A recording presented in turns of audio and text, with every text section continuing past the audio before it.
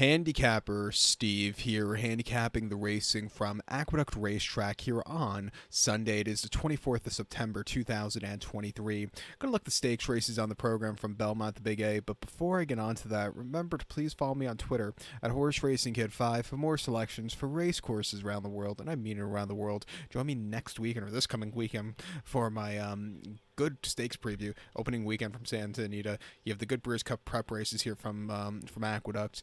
You have the good races from Churchill, and also you have the Arc de Triomphe next weekend. So it's just gonna be a good weekend of racing. So I hope you join me for those previews. But let's get to the stakes action here. We have two state-bred stakes races. Of course, they canceled Friday's card, or excuse me, Saturday's card, and was the weather that bad to cancel? At times, yes, and then at times it was like we could have probably ran, but it's going to be a very rainy weekend. A lot of we had rain Saturday, a lot of rain Sunday, and it's going to rain into Monday night. So 3 days of rain. It's going to be quite fun. But good thing, the rest of the weekend or into next weekend looks pretty good. Next Sunday might be a little iffy, but hopefully we'll get through. But we need some rain. But let's get to the stakes action. Races 2 and 8 on this very sloppy day at Aqueduct. The second race, before we get any further, the turf races are already off. They announced that Saturday evening. So if you're handicapping the full card, turf race is off. But the second race from Belmont, it is the Joseph A. Gimma Stakes. It's going for a purse of $125,000. Race for Tyrrellsville State Breds. Field of 5 horses going to the main track. The distance of ground 1,400 meters if you want to go with that, with a 7 furlong trip on the Aqueduct main track. 1,400 meters, 7 furlongs in the Joe Gimma.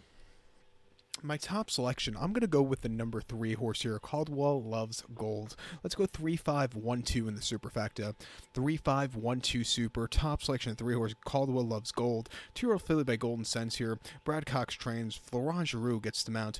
4-5. The horse's most recent appearance came in the Seek and the Ante at Saratoga. 6 furlongs, 27th of August. And the horse won by a half a length that day. And he sat back early. He slowly moved his way into the race. And when he got to the front end, he quickened up and he went away with it. A very good, strong run, increasing quite a few buyer points to an 80 buyer. Coming here today, has some early pace if she wants to use it. If not, she come from off the pace. But I think you're going to want a wide trip here at Aqueduct. And I think she could get the job done and run a good race. 2 backs ran State Bred Main Special at the Spa, 6 furlongs, 27th of July. She won by 2 3/4 lengths that day. And she was with them early on. Not with them early on. She was at the back of the pack early on. But when she had the turn of foot, she was stupidly wide. But she kind of circled the field late. I thought that was a very strong run after all is said and done. Has been training well at Belmont since the last race. Half mile drawn 49-1. She's a very likely winner in the spot. I think the 5 horse My Main Squeeze, could win from Manny Franco also, was a winner 25 days ago or 24 days ago on the 1st September at Saratoga, going 6 in a main special weight, winning by 4.5 on the front end almost all throughout. He was a little bit wide, but he came home great. Prior to that, in early August at Saratoga, going 3 quarters in the State Bred Main special weight, he finished third by 8 1/4 lengths. He didn't break so well. He was gaining late, but he needed the race for the experience. Come back here, not the world's toughest race. He could definitely win. I'll use him in the early pick 4 that begins with this race. But to recap my selection for the second from Belmont the Big A, it's the Joseph A. Gimma. Gonna take the 3 horse Caldwell Loves Gold. Give kudos to the 5 horse here, My Main Squeeze. 3-5-1-2 super. 3-5 in your multi-race. The 8th event from Aqueduct, it is the Bertram F. Bongard Stakes. It's going for a purse of $125,000. Race for 2-year-olds here. Field of 7 horses going the distance of ground of 1,400 meters with a distance of ground of 7 furlongs here in the Bongard. 1,400, 7 furlongs. And I can't remember maybe it was this the race that's Funny Side won in 2002 as a 2-year-old and then went on to have go on to great success? I'm pretty sure it was. I know he won a main special weight at Belmont, and then he ran in a 2-year-old State Bred Stakes race. It was either this or something like the not the Iroquois. I don't think they ran that anymore. But the race for the 2-year-olds on Empire Showcase Day.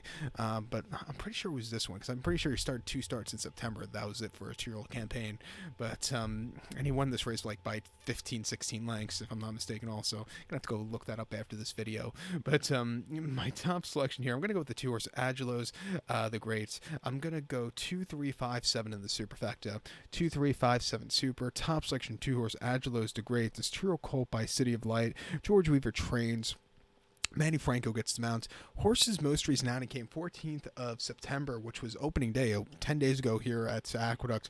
Main special weight for state breds going 3/4, and he won by a neck that day. He had a little bit wide post draw, but he stalked, he got the lead, and he grinded it out to the wire. I thought that was a very good effort.